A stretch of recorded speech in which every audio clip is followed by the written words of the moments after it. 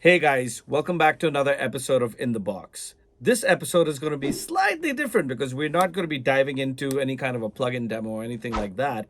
But um, I have seen some beginners face this issue a little bit, especially in my students.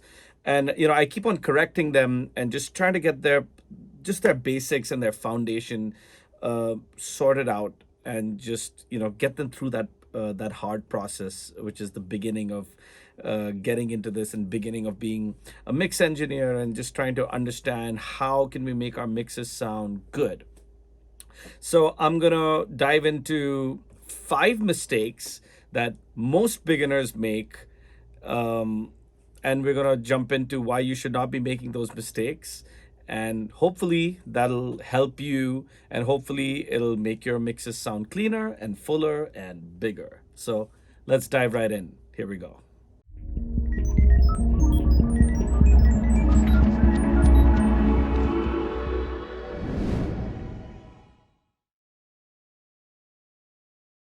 Number one, not enough subtractive EQ. I've noticed a lot of people that are just starting out, uh, they are more into boosting stuff when they're EQing. Suppose if there's not enough thump on the bass, they're going to be boosting the low frequencies instead of maybe cutting out some of the muddy frequencies.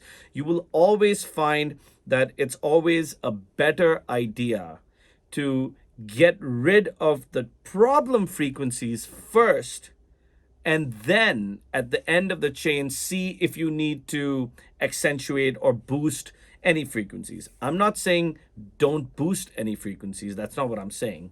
I sometimes boost pretty heavily, but I always like to make sure that I'm getting rid of the problem instead of trying to mask the problem by boosting other stuff, especially when you're dealing with low end frequencies.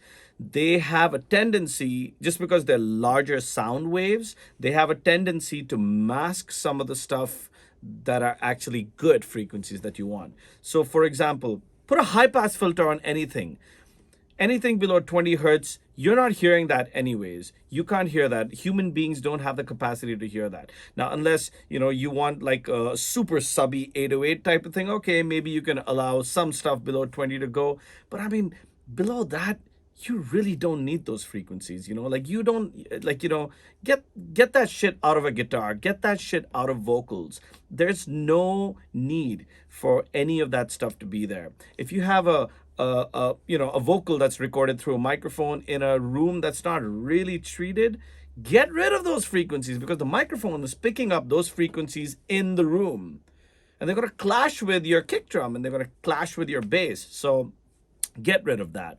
A lot of times you're going to face the kick and the bass fighting for space, and you can keep boosting. And this is something that I used to do before I went and I learned the craft, and I went to school for this, and I actually kind of learned the proper way to do it.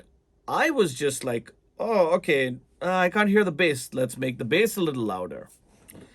Oh, but now I can't hear the kick, so let's make the kick a little louder. And the next thing I knew, all I could hear was this huge rumble of low end, and it was just shitting on everything else. All of a sudden I can't hear my guitars, and I'm like, wait a second, but I didn't even adjust the guitar volume. I didn't even adjust the vocal volume. Why am I finding myself turning those things up? Next thing I knew, I'm clipping.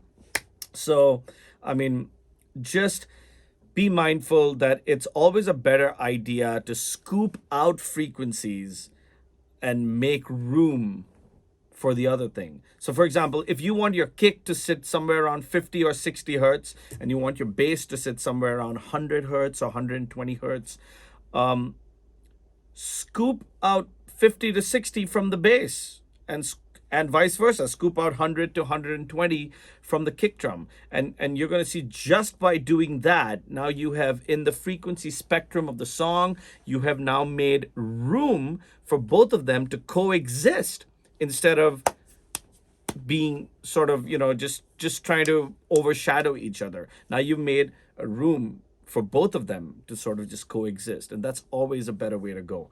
And when you get done with your other processing like compression and all that other stuff, If you feel the need to boost some stuff, by all means, go ahead. But you will always have a cleaner mix if you get rid of the problem frequencies first. Point number two, your attack is too fast. You know, compression is great, but you have to be really careful that it's not sucking the life out of all the transients in the song. I mean, like a snare drum is supposed to have transients. It's a super, you're supposed to feel that. You're supposed to feel the kick drum, you know. And if you set your attack too fast, then you're completely killing the vibe. You're killing all the energy, and all of a sudden, all you have is this squash thing. It's got no dynamics, and that's just not the way to go. And I have seen a lot of people make this mistake, and I'm like, why is your attack so fast? You know, yeah, so be mindful of that. Let the transients through. Unless it's to the point that it's clipping, you can even go and clip gain those clips down instead of driving your compressor too hard, you know. So not everything needs to have a slow attack. There are some things where you might need a faster attack, but then be mindful of how much you're compressing. Maybe you need to be compressing just 0.5 dB or maximum 1 dB. So just be a little mindful of that, right? Especially when you're doing series compression, because remember, compression is multiplicative. It's not additive. So be mindful of your ratios. Be mindful of your attack speed. I would say start off with a slower attack and then start to dial it in to be slightly faster depending on what you need for that particular thing. But on the whole, start with a slow attack and see if that's working for you, because the last thing you want is to suck all the energy out of your song. Point number 3, not EQing your reverb and delays. Look, reverbs are great and delays are great. That's what gives depth to your mix, and that's what gives depth to your song. If you have a vocal track and you are driving it through, or rather you're sending it through like 3 different reverbs and 3 different delays, you're going to have a lot of buildup of the frequencies, the fundamental frequencies of that vocal track. Scoop out that shit from the reverb, because you don't want that the reverb is now clashing with the vocals. That gets super muddy, it gets super confusing. Trust me on this. Scoop out, if you have a vocal that's pretty much sitting at around 3K, for example, scoop that out from the reverb and the delay.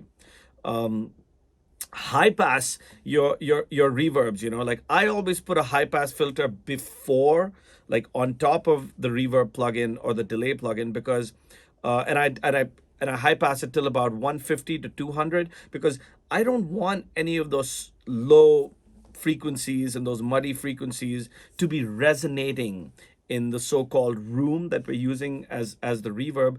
I just want the nice lush frequencies to be resonating in that room, and those are the ones that I really want to accentuate. So by putting that EQ, you're eliminating anything below those frequencies from even entering the reverb, and you will always get a cleaner mix if you do that. Number 4, lack of proper mix bus processing. Like, okay, so you need a song to be glued in nicely together. It needs to sound cohesive, okay? And the only way you're going to do that is if you, apart from treating everything individually, you need to be treating it as a whole as well. So there are some very subtle EQ and compression moves that you need to be making to your mix bus. And any other processing, you could put a tape machine on there. That adds a little more compression as well. It adds to the gluing. You could put it through a mid-side EQ to make it sound a little wider, and just give it that nice width. So yeah, try that. That really, really helps make your song just sound more together and more cohesive. So try that. Point number 5, lack of parallel processing.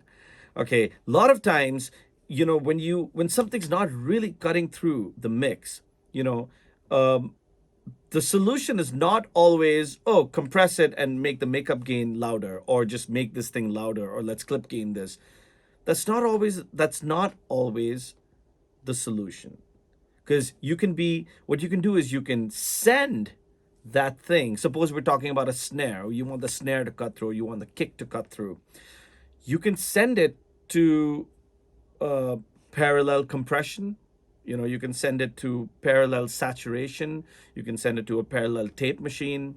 You can send it to parallel EQ. Whatever it is, you can send it to these other parallel aux tracks that you've created, and then control the volume of those return tracks to adjust how much level you want this thing to actually be. And you'll see that that thing is starting to cut through a lot better and in a very clean way, without messing the processing that you did on the individual track, because that sounds good. It's just not cutting through. It just doesn't have that, that oomph, or it just needs a little bump of something. But EQing it as an insert is just not working. Then parallel processing in that situation is your friend. So try that, try these tricks. I hope that by watching this and trying these, your mixes become better. And let me know if you guys liked this video. If you liked it, please feel free to subscribe and hit that notification button, and just share and like and comment, man. Let me know if there's anything else that you guys want me to make a video on, and I'll be super happy to do it. Thanks for watching, guys. Take care.